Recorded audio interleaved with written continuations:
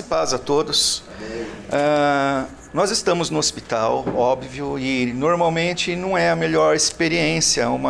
Estar num hospital, isso significa que nós estamos passando por provação, por cansaço, por escassez de forças, às vezes por desespero.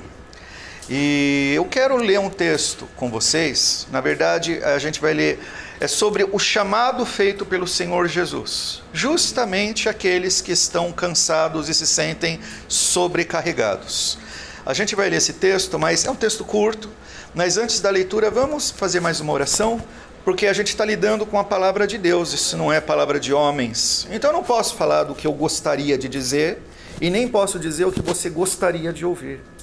Nós precisamos tratar da palavra de Deus como é de Deus, que Ele diga, que Ele nos instrua, que Ele nos ilumine, que Ele nos abençoe. Eu não posso fazer isso por ninguém. Nós acabamos de cantar sobre o poder de Deus. O poder é de Deus. No máximo, um pregador, um pastor, um missionário, aponta para quem é o Salvador. Nós não podemos fazer isso. Nós não podemos salvar ninguém.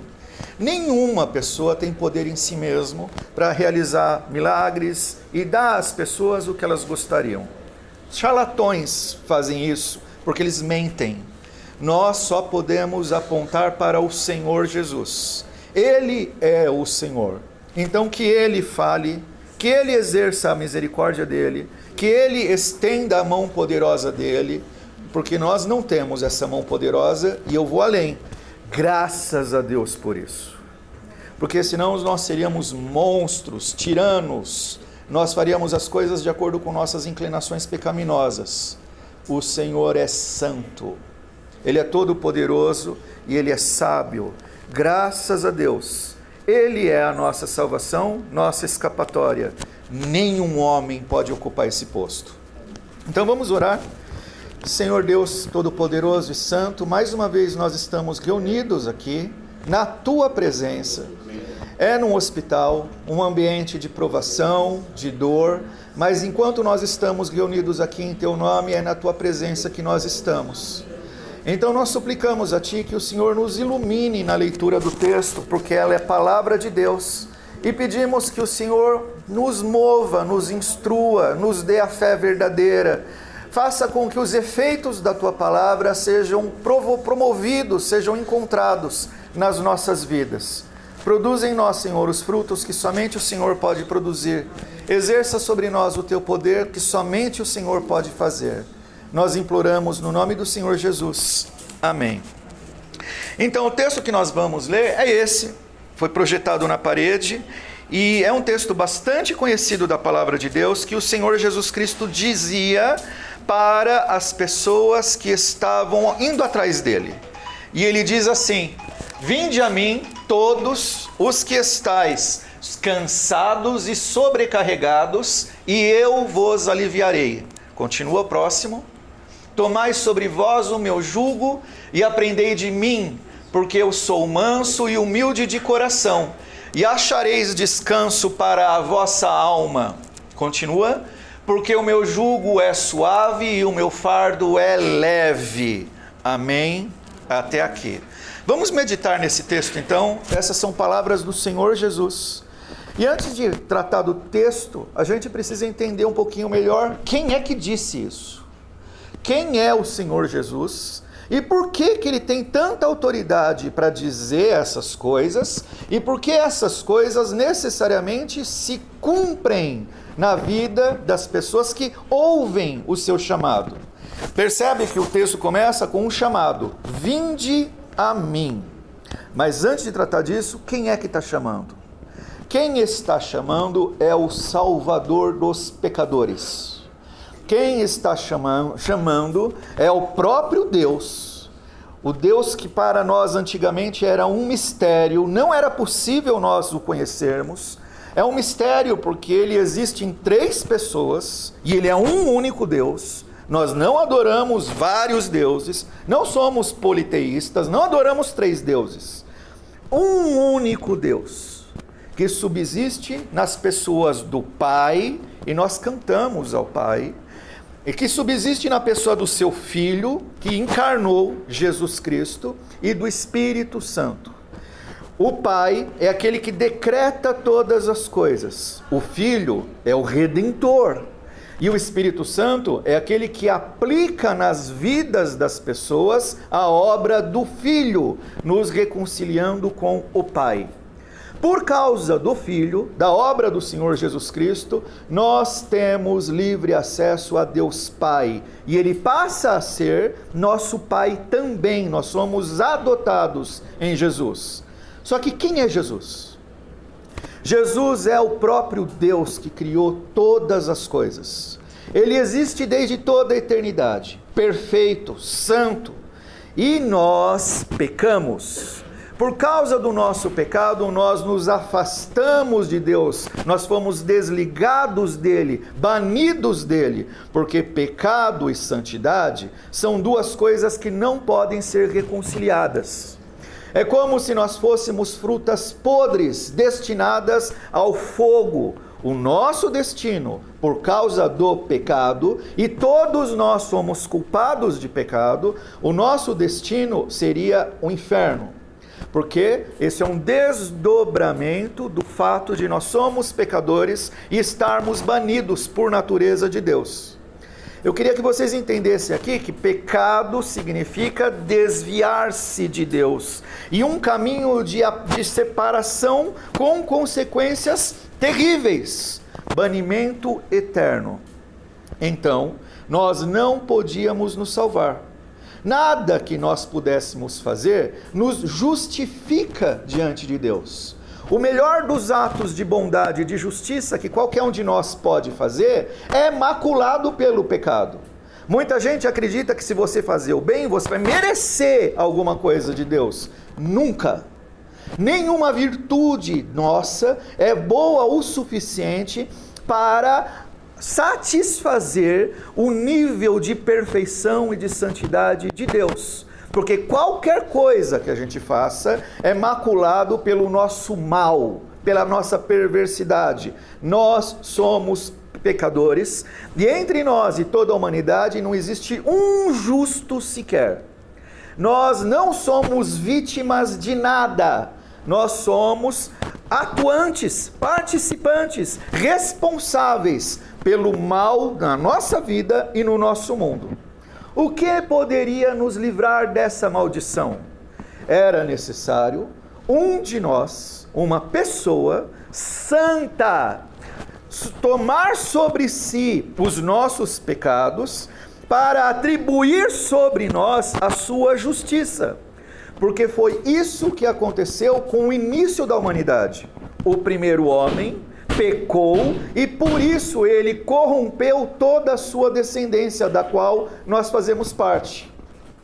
Por isso foi necessário Deus enviar seu Filho Jesus Cristo ao mundo.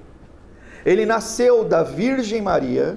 Isso foi um plano de Deus decretado desde toda a eternidade, e o propósito do Senhor Jesus Cristo, desde o seu nascimento, sempre foi ser o Cordeiro de Deus que tira os pecados do mundo.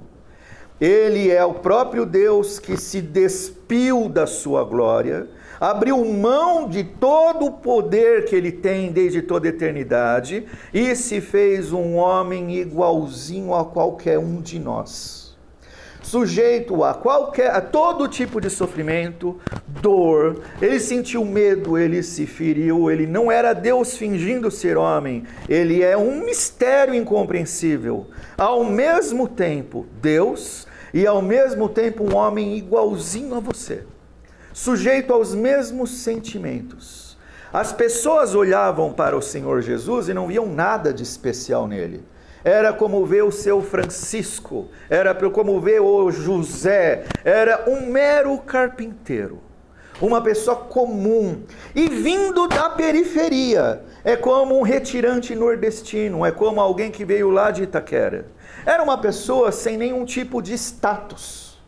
Mas ele era o Deus encarnado que veio resolver um problema que nós não podíamos resolver. Nós estávamos sob a maldição do pecado. Então ele tomou sobre si o que é o meu pecado, as minhas culpas e as minhas maldições, e foi obediente a Deus Pai até a morte, e morte de cruz, porque ele estava carregando sobre si o peso dos nossos pecados. A maldição que nos separava de Deus foi paga pelo Senhor Jesus com a sua morte. Ele derramou o sangue dele para nos salvar.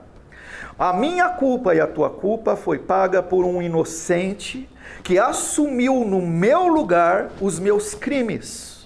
É como um criminoso que deveria ser preso por todos os crimes que cometeu, mas apareceu um inocente diante do juiz e disse: eu arco com essas penas, eu cumprirei e pagarei por essas culpas, e ele pagou.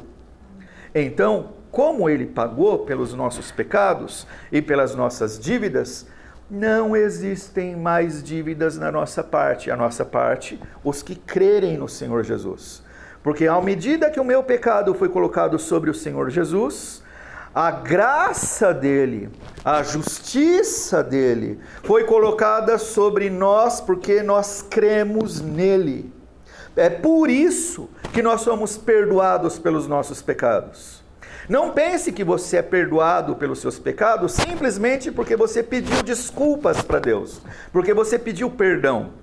O teu perdão custou caro, custou o sangue do Filho de Deus, que comprou o perdão para aqueles que crerem no Senhor Jesus. Lembra que o pecado nos afasta de Deus. Então o Senhor Jesus Cristo muda o nosso caminho, a nossa trajetória, na medida em que nós nos convertemos a Ele, à medida em que nós cremos nele. E faz com que a nossa trajetória de vida seja redirecionada para a glória da eternidade.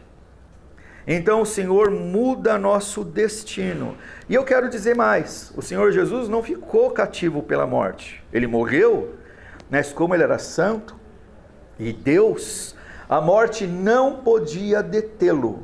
Então, ao terceiro dia, ele venceu o poder da morte, ele ressuscitou, ele está vivo, ele reina, ele ouve as nossas orações, ele intercede por nós, e ele voltará para buscar o seu povo e julgar esse mundo.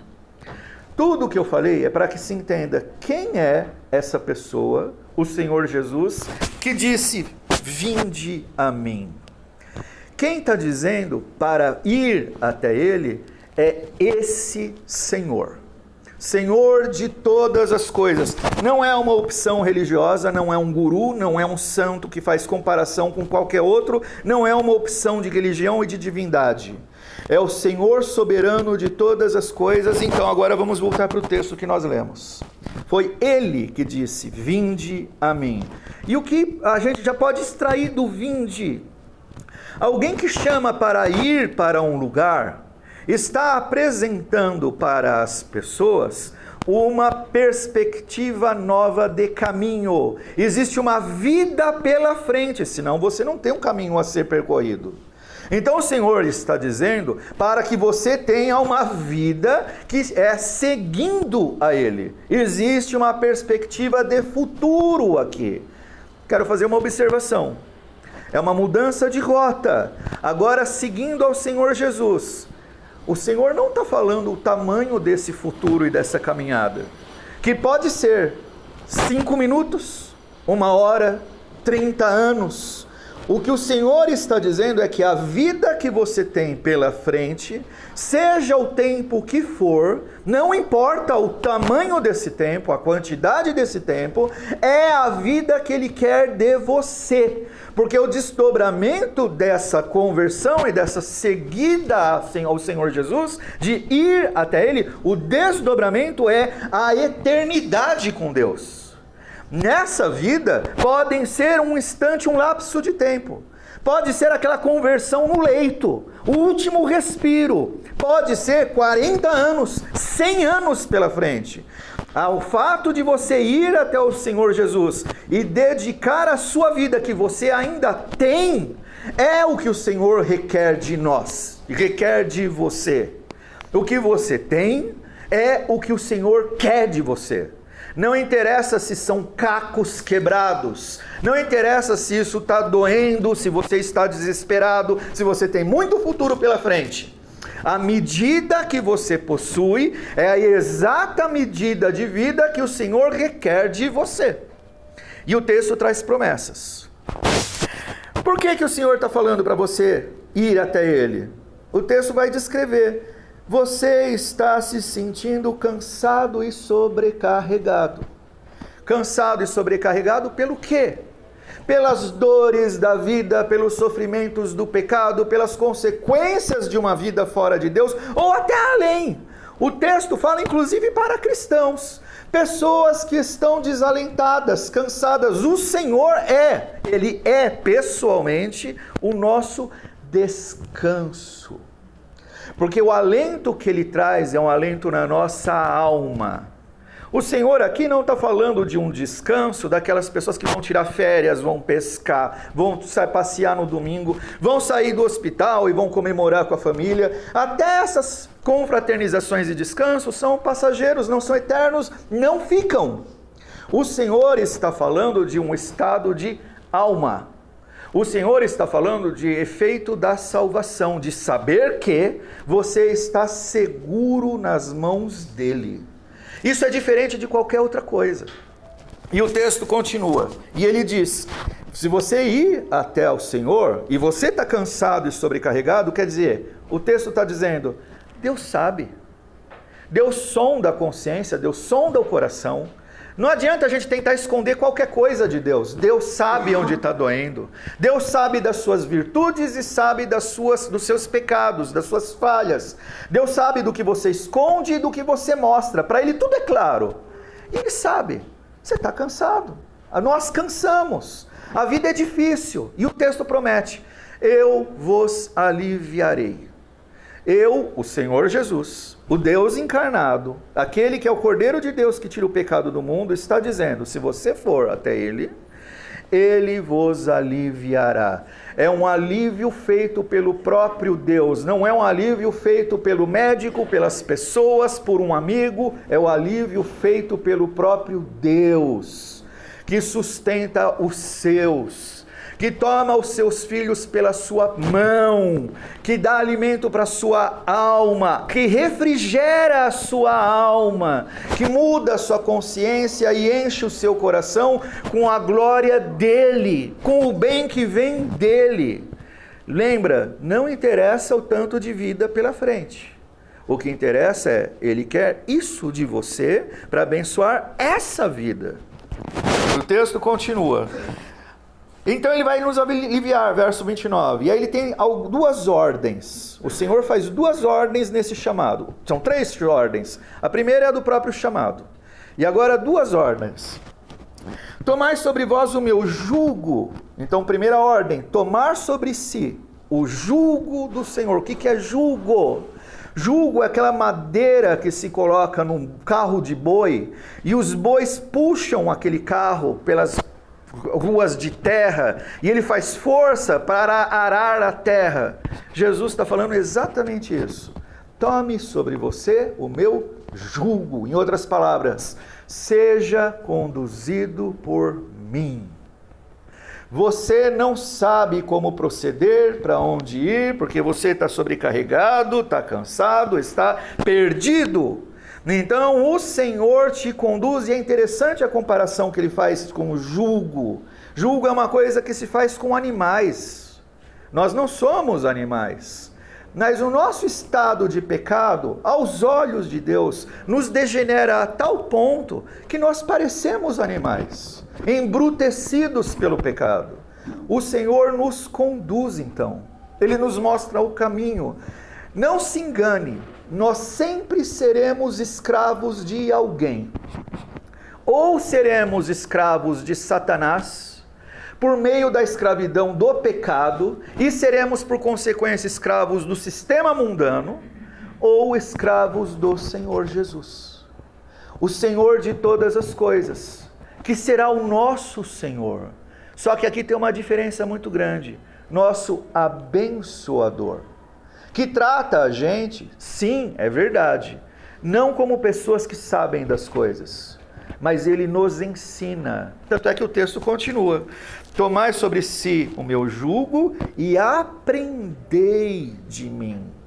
Aprendam do Senhor. O Senhor nos alivia as cargas, nos salva e nos instrui.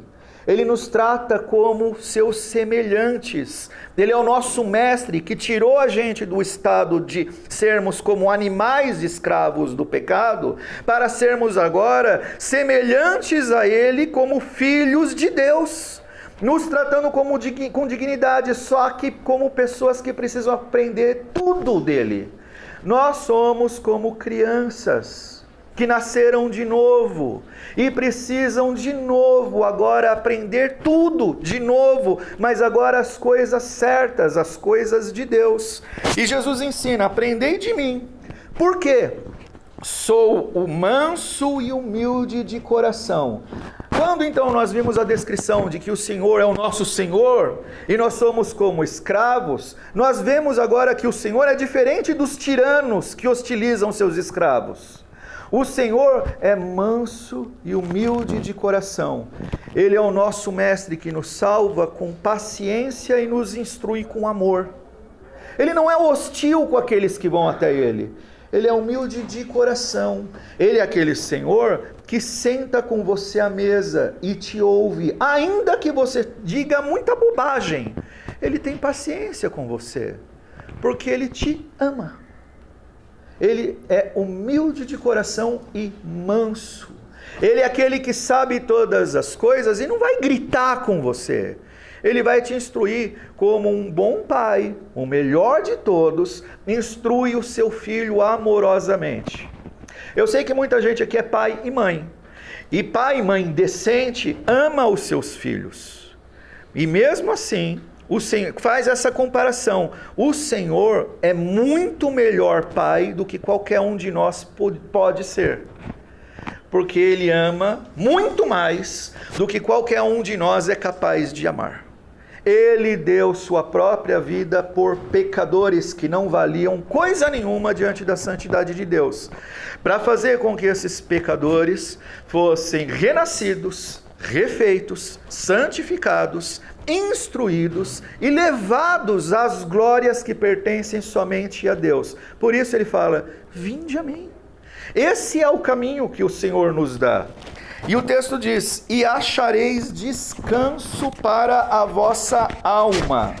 Então, ao ir para o Senhor Jesus e ser conduzido por Ele, e ser instruído por Ele, aprender dele, a palavra de Deus diz, o Senhor Jesus Cristo está dizendo: as tuas aflições acabarão.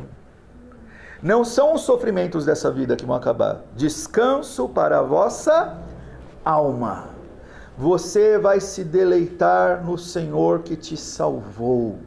Antes você estava perdido e agora, porque você encontrou a Cristo, na verdade Ele te encontrou primeiro, porque você foi até Ele, ouviu o seu chamado e entregou isso que você tem por vida nas mãos dEle, a tua alma se deleitará, encontrará descanso.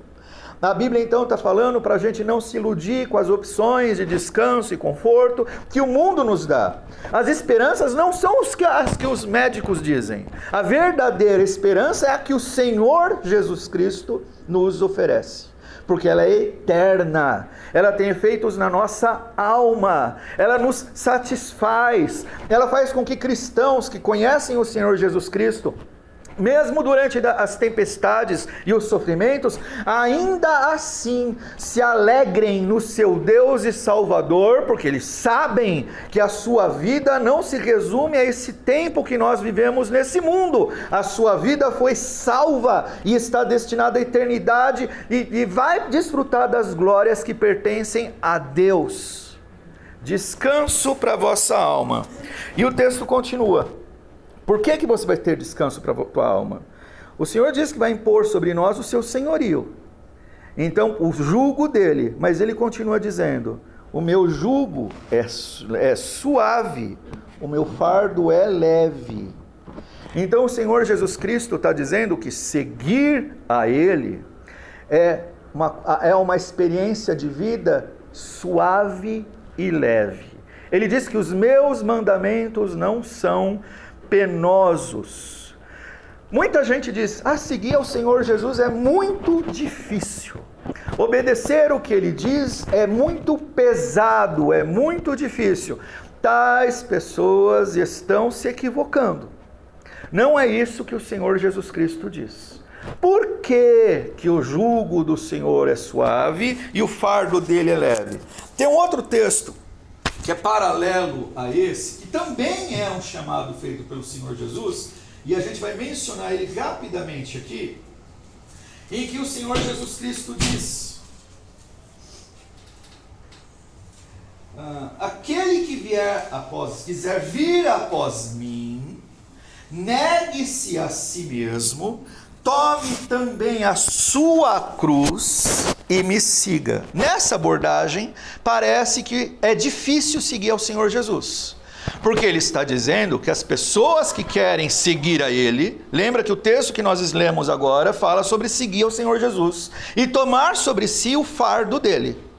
Mas ele diz que é leve e suave. No outro texto, o Senhor diz: quem quiser vir após mim, negue-se a si mesmo. Negar a si mesmo. Não é mais a sua inclinação pecaminosa, aos seus desejos carnais que você deve obedecer. Agora você tem um Senhor. Você vai aprender do Senhor e seguir a Ele, não ao seu coração, não aos seus desejos, não às coisas que o mundo requer de você, aos valores do mundo. Negue-se a si mesmo, tome a tua cruz. Em Lucas tem um acréscimo, diz: tome a tua cruz todos os dias e então me siga. Por que isso é leve?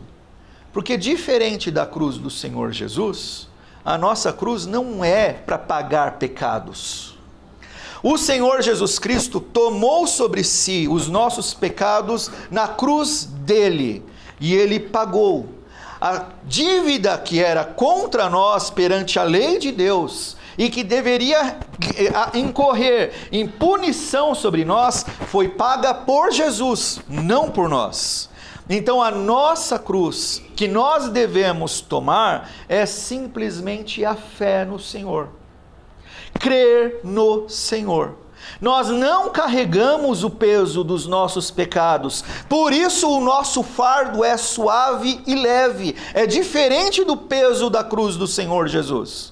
A nossa cruz é o testemunho público de que nós pertencemos ao Senhor. Nós assumimos sobre as nossas vidas a fé no Senhor, e a fé no Senhor alivia a gente dos pesos da vida, do pecado, das imposições e condenações do mundo.